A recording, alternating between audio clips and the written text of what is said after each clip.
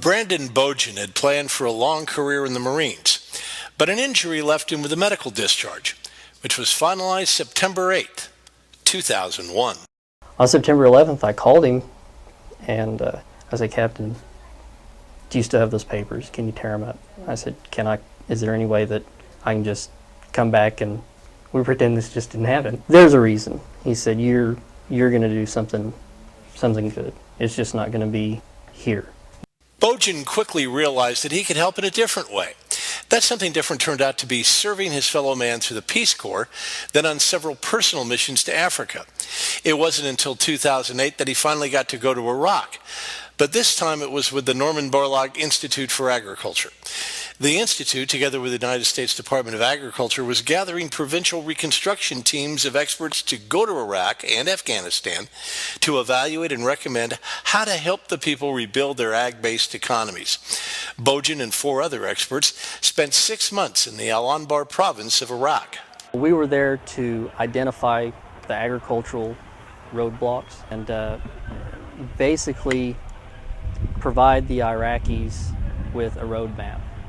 Say, these right here are your issues, these are the problems that you're going to have to overcome, and identify means to overcome those. The team consisted of various experts, from a veterinarian specializing in livestock to crop and irrigation experts who could help with production challenges in the arid, war-torn climate.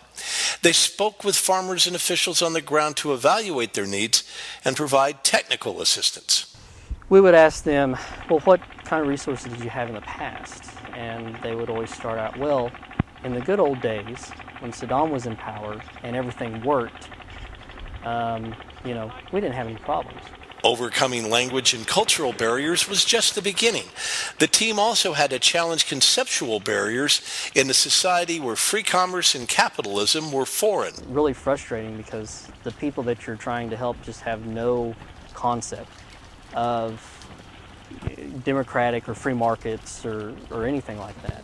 One of the team's goals was to help set up a cooperative arrangement for the farmers to help purchase inputs and market their crops. During the regime of Saddam Hussein, the government handed out inputs, such as irrigation equipment or seed, and told farmers where their crops could be sold and when they could sell them. The idea of a grassroots cooperative was difficult for them to grasp. You just had to try to teach this to individuals that just really had no concept. They've been living this way for how many years? The team moved about the province with the protection of coalition forces, specifically a team of Marines. Security was on their minds every morning as they put on their protective vests and helmets to go outside the wire. Still, they continued speaking with farmers and sheiks, gathering data about current farming conditions and making recommendations for future improvements. They shared these with local Iraqi leaders and the U.S. military command in hopes of securing the area's future economy. And some people were very abrasive about it. Some people welcomed it.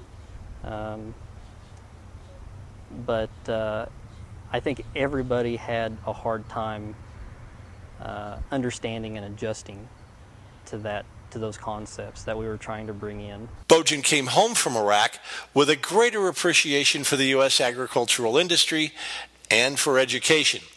Today, he serves as the Potter County Extension Agent for Agriculture and Natural Resources in Amarillo, Texas. He uses his international experience to bridge cultural barriers in the area and to promote the services of Texas AgriLife Extension. But he's still interested in expanding agriculture globally and hopes to return to some of the places he's been on mission trips in the past to help with future projects. There's not too many places I don't think I'd go. In our global economy, our neighbors can be next door or around the world. And while he didn't end up serving his country as he originally planned, Boughen is serving his fellow man in an even more profound manner. And that makes him a harvest hero.